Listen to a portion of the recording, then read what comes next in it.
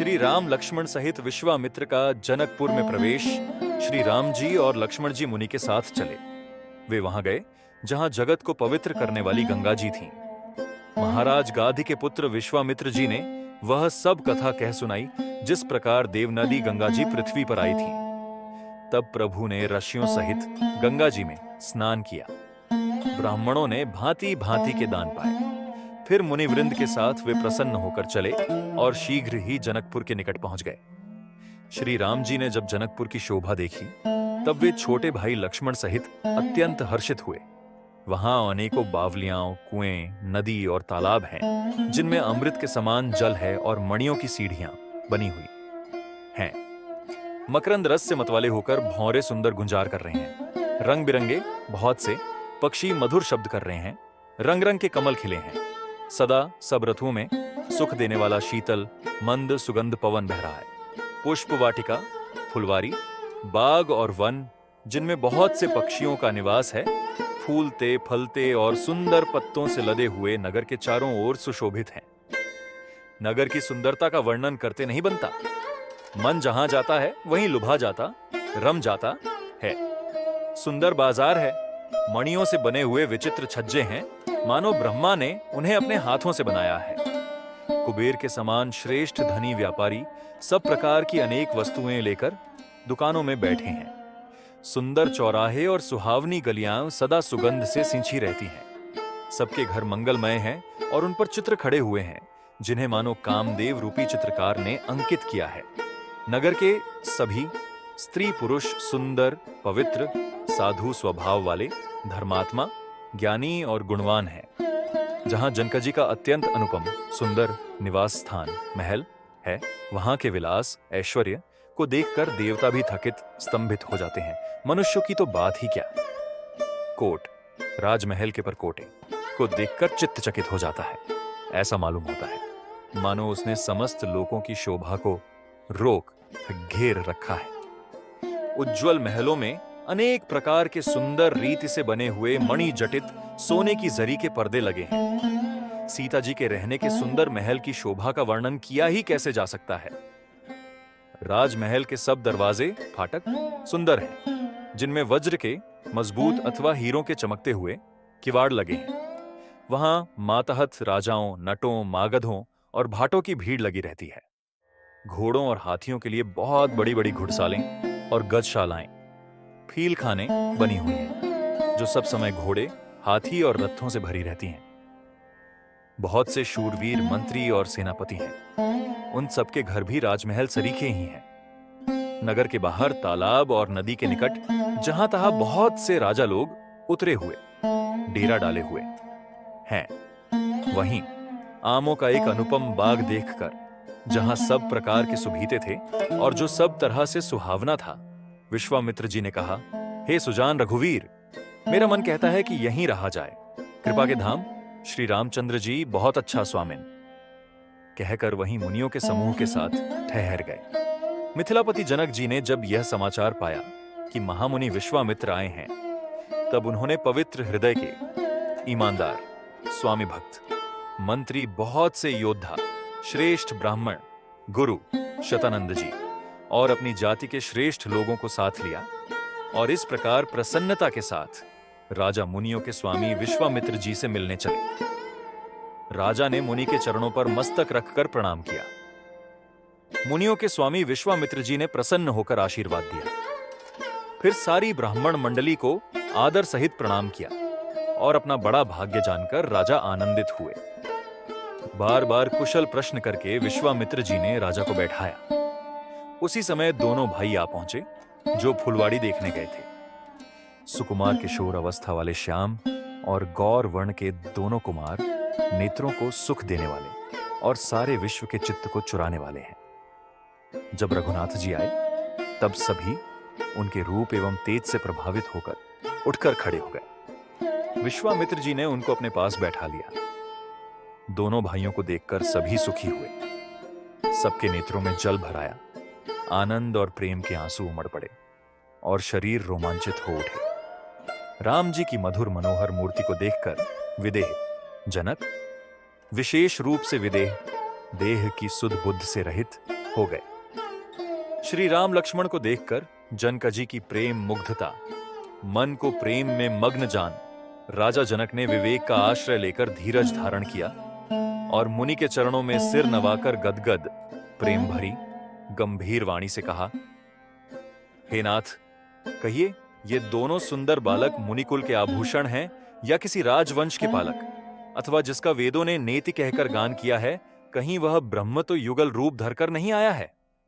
मेरा मन जो स्वभाव से ही वैराग्य रूप बना हुआ है, इन्हें देखकर इस तरह मुग्ध हो रहा है जैसे चंद्रमा को देखकर चकोर। हे प्रभु, इसलिए मैं आपसे सत्य निश्चल भाव से पूछता हूं। हे नाथ, बताइए, छिपाओ न कीजिए। इनको देखते ही अत्यंत प्रेम के वश होकर मेरे मन ने जबरदस्ती ब्रह्म सुख को त्याग दिया है। मुनि ने हंसकर कहा, हे राजन, आपने ठीक यथार्थ ही कहा। आपका वचन मिथ्या नहीं हो सकता। जगत में जहां तक जितने भी प्राणी हैं, ये सभी को प्रिय हैं। मुनि की रहस्य भरी वाणी सुनकर श्री राम जी मन ही मन मुस्कुराते हैं, हंसकर मानो संकेत करते हैं कि रहस्य खोलिए नहीं।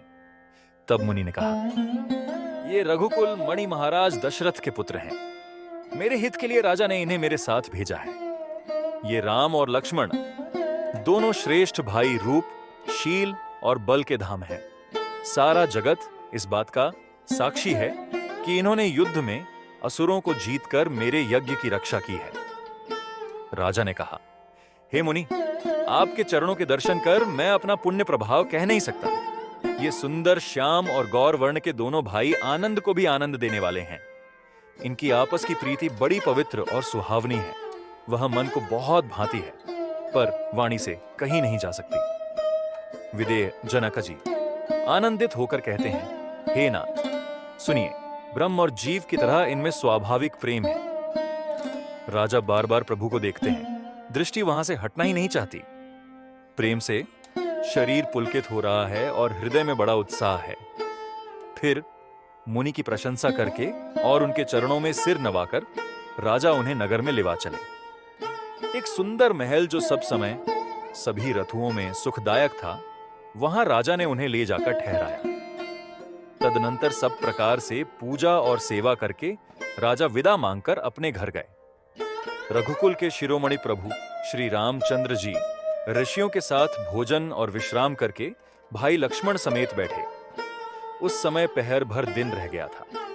लक्ष्मण जी के हृदय में विशेष लालसा है कि जाकर जनकपुर देख आवें, परंतु प्रभु श्री रामचंद्र जी का डर है और फिर मुनि से भी सकुचाते हैं, इसीलिए प्रकट में कुछ नहीं कहते, मन ही मन मुस्कुरा रहे हैं। अंतर्यामी श्री रामचंद्र जी ने छोटे भाई के मन की दशा जान ली। तब उनके हृदय में भक्तवत्सलता उमड़ आई।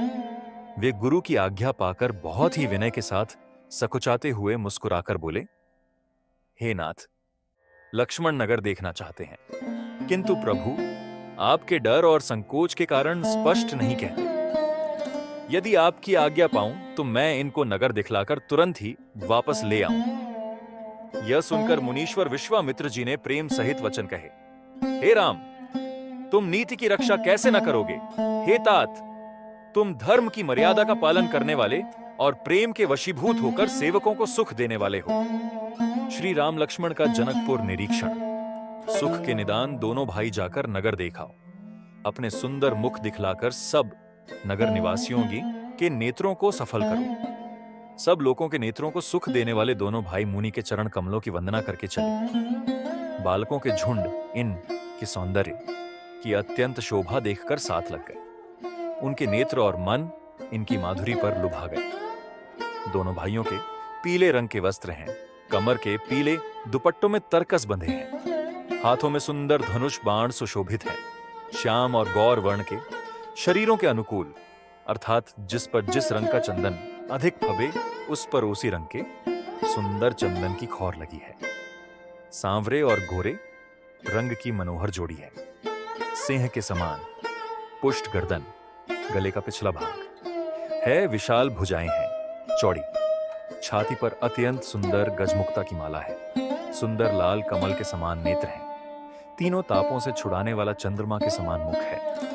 कानों में सोने के कर्णफूल अत्यंत शोभा दे रहे हैं और देखते ही देखने वाले के चित्त को मानो चुरा लेते हैं।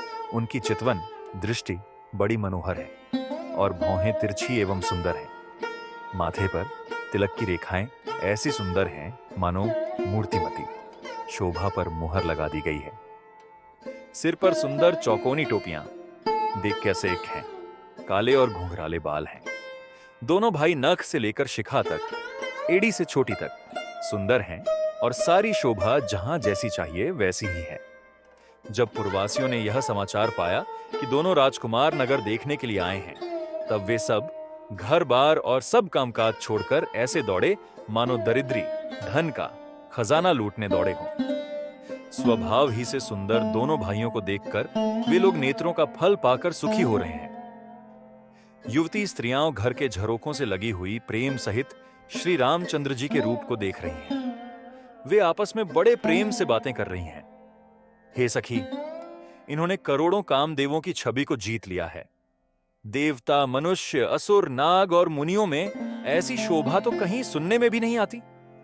भगवान विष्णु के 4 भुजाएं हैं, ब्रह्मा जी के 4 मुख हैं, शिव जी का विकट भयानक वेश है और उनके 5 मुंह हैं। हे सखी, दूसरा देवता भी कोई ऐसा नहीं है जिसके साथ इस छवि की उपमा दी जाए। इनकी किशोर अवस्था है, ये सुंदरता के घर सांवले और गोरे रंग के तथा सुख के धाम हैं। इनके अंग अंग पर करोड़ों अरबों कामदेवों को निछावर कर देना चाहिए। हे सखी, भला कहो तो ऐसा कौन शरीरधारी होगा जो इस रूप को देखकर मोहित न हो जाए। अर्थात यह रूप जड़ चेतन सबको मोहित करने वाला है। तब कोई दूसरी सखी प्रेम सहित कोमल वाणी से बोली, हे सयानी, मैंने जो सुना है उसे सुनो। ये दोनों राजकुमार महाराज दशरथ जी के पुत्र हैं। बाल राजहंसों का सा सुंदर जोड़ा है। ये मुनि विश्वामित्र के यज्ञ की रक्षा करने वाले हैं। इन्होंने युद्ध के मैदान में राक्षसों को मारा है। जिनका श्याम शरीर और सुंदर कमल जैसे नेत्र हैं, जो मारीच और सुबाहु के मद को चूर करने वाले और सुख की खान हैं, और जो हाथ में धनुष बाण लिए हुए हैं, वे कौशल्या जी के पुत्र हैं। इनका नाम राम है। जिनका रंग गोरा और किशोर अवस्था है, और जो सुंदर वेश बनाए और हाथ में धनुष बाण लिए श्री राम जी के पीछे पीछे चल रहे हैं, वे इनके छोटे भाई हैं। उनका नाम लक्ष्मण है। हे सखी, सुनो, उनकी माता सुमित्रा हैं। दोनों भाई ब्राह्मण विश्वामित्र का काम करके और रास्ते में मुनि गौतम की स्त्री अहल्या का उद्धार करके यहां धनुष यज्ञ देखने आए हैं। यह सुनकर सब स्त्रियां प्रसन्न हुई। श्री रामचंद्र जी की छवि देखकर कोई एक दूसरी सखी कहने लगी, यह वर जानकी के योग्य है। हे सखी, यदि कहीं राजा इन्हें देख ले तो प्रतिज्ञा छोड़कर हठपूर्वक इन्हीं से विवाह कर देगा। किसी ने कहा, राजा ने इन्हें पहचान लिया है और मुनि के सहित इनका आदर पूर्वक सम्मान किया है, परंतु हे सखी, राजा अपना प्रण नहीं छोड़ता। वह होनहार के वशीभूत होकर हठपूर्वक अविवेक का ही आश्रय लिए हुए हैं। प्रण पर अड़े रहने की मूर्खता नहीं छोड़ता। कोई कहती है, यदि विधाता भले हैं और सुना जाता है कि वे सबको उचित फल देते हैं, तो जानकी जी को यही वर मिलेगा। हे सखी, इसमें संदेह नहीं है। जो दैव योग से ऐसा संयोग बन जाए तो हम सब लोग कृतार्थ हो जाएं। हे सखी, मेरे तो इसी से इतनी अधिक आतुरता हो रही है कि इसी नाते कभी ये यहां आवेंगे, नहीं तो विवाह ना हुआ तो। हे सखी, सुनो, हमको इनके दर्शन दुर्लभ हैं। यह संयोग तभी हो सकता है जब हमारे पूर्व जन्मों के बहुत पुण्य हो। दूसरी ने कहा, हे सखी, तुमने बहुत अच्छा कहा। इस विवाह से सभी का परम हित है। किसी ने कहा, शंकर जी का धनुष कठोर है और ये सांवले राजकुमार कोमल शरीर के बालक हैं। हे सयानी, सब असमंजस ही है। यह सुनकर दूसरी सखी कोमल वाणी से कहने लगी, हे सखी, इनके संबंध में कोई कोई ऐसा कहते हैं कि ये देखने में तो छोटे हैं, पर इनका प्रभाव बहुत बड़ा है। जिनके चरण कमलों की धूलि का स्पर्श पाकर अहल्या तर गई, जिसने बड़ा भारी पाप किया था, वे क्या शिवजी का धनुष बिना तोड़े रहेंगे? इस विश्वास को भूलकर भी नहीं छोड़ना चाहिए। जिस ब्रह्मा ने सीता को संवार कर बड़ी चतुराई से रचा है, उसी ने विचार कर सांवला वर भी रच रखा है। उसके ये वचन सुनकर सब हर्षित हुई और कोमल वाणी से कहने लगी, ऐसा ही हो। सुंदर मुख और सुंदर नेत्रों वाली स्त्रियां समूह की समूह हृदय में हर्षित होकर फूल बरसा रही हैं। जहां जहां दोनों भाई जाते हैं, वहां वहां परम आनंद छा जाता है। दोनों भाई नगर के पूरब ओर गए, जहां धनुष यज्ञ के लिए रंग भूमि बनाई गई थी। बहुत लंबा चौड़ा सुंदर ढाला हुआ पक्का आंगन था, जिस पर सुंदर और निर्मल वेदी सजाई गई थी। चारों ओर सोने के बड़े बड़े मंच बने थे, जिन पर राजा लोग बैठेंगे। उनके पीछे समीप ही चारों ओर दूसरे मचानों का मंडलाकार घेरा सुशोभित था। वह कुछ ऊंचा था और सब प्रकार से सुंदर था, जहां जाकर नगर के लोग बैठेंगे। उन्हीं के पास विशाल एवं सुंदर सफेद मकान अनेक रंगों के बनाए गए हैं, जहां अपने अपने कुल के अनुसार सब स्त्रियां यथा योग्य, जिसको जहां बैठना उचित है, बैठकर देखेंगे। नगर के बालक कोमल वचन कह कहकर आदरपूर्वक प्रभु श्री रामचंद्र जी को यज्ञशाला की रचना दिखला रहे हैं। सब बालक इसी बहाने प्रेम के वश में होकर श्री राम जी के मनोहर अंगों को छूकर शरीर से पुलकित हो रहे हैं, और दोनों भाइयों को देख देखकर उनके हृदय में अत्यंत हर्ष हो रहा है। श्री रामचंद्र जी ने सब बालकों को प्रेम के वश जानकर यज्ञ भूमि के स्थानों की प्रेम पूर्वक प्रशंसा की।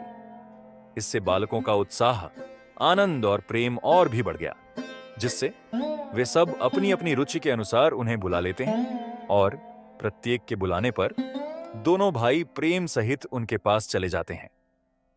कोमल, मधुर और मनोहर वचन कहकर श्री राम जी अपने छोटे भाई लक्ष्मण को यज्ञ भूमि की रचना दिखलाते हैं, जिनकी आज्ञा पाकर माया लव निमेष पलक गिरने के चौथाई समय में ब्रह्मांडों के समूह रच डालती है। वही दीनों पर दया करने वाले श्री राम जी भक्ति के कारण धनुष यज्ञशाला को चकित होकर आश्चर्य के साथ देख रहे हैं। इस प्रकार सब कौतुक विचित्र रचना देखकर वे गुरु के पास चले। देर हुई जानकर उनके मन में डर है। जिनके भय से डर को भी डर लगता है, वही प्रभु भजन का प्रभाव, जिसके कारण ऐसे महान प्रभु भी भय का नाट्य करते हैं, दिखला रहे हैं। उन्होंने कोमल, मधुर और सुंदर बातें कहकर बालकों को जबरदस्ती विदा किया। फिर भय, प्रेम, विनय और बड़े संकोच के साथ दोनों भाई गुरु के चरण कमलों में सिर नवाकर आज्ञा पाकर बैठे। रात्रि का प्रवेश होते ही संध्या के समय मुनि ने आज्ञा दी। तब सबने संध्या वंदन किया। फिर प्राचीन कथाएं तथा इतिहास कहते कहते सुंदर रात्रि दोपहर बीत गई। तब श्रेष्ठ मुनि ने जाकर शयन किया। दोनों भाई उनके चरण दबाने लगे, जिनके चरण कमलों के दर्शन एवं स्पर्श के लिए वैराग्यवान पुरुष भी भांति भांति के जप और योग करते हैं। वे ही दोनों भाई मानो प्रेम से जीते हुए प्रेम पूर्वक गुरु जी के चरण कमलों को दबा रहे हैं। मुनि ने बार बार आज्ञा दी। तब श्री रघुनाथ जी ने जाकर शयन किया। श्री राम जी के चरणों को हृदय से लगाकर भय और प्रेम सहित परम सुख का अनुभव करते हुए लक्ष्मण जी उनको दबा रहे हैं। प्रभु श्री रामचंद्र जी ने बार बार कहा, हे तात, अब सो जाओ। तब वे उन चरण कमलों को हृदय में धरकर लेटे रहे।